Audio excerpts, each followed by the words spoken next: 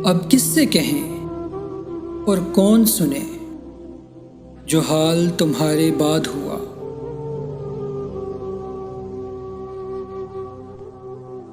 इस दिल की झील सी आंखों में एक ख्वाब बहुत बर्बाद हुआ।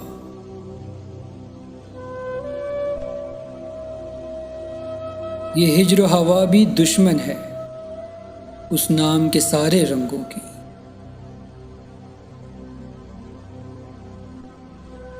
वो नाम जो मेरे होंठों पर खुशबू की तरह आबाद हुआ।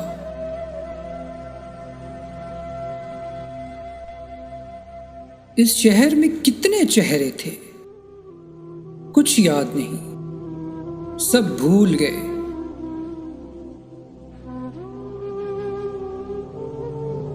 एक शख्स किताबों जैसा था, वो शख्स जुबानी याद हुआ।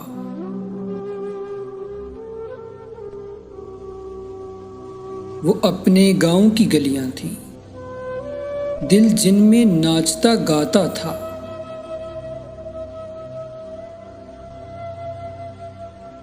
अब इससे फर्क नहीं पड़ता नाशाद हुआ या शाद हुआ।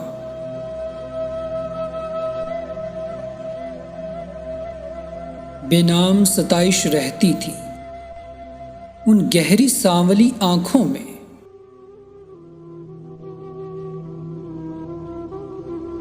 ऐसा तो कभी सोचा भी ना था, दिल अब जितना बेदाद हुआ।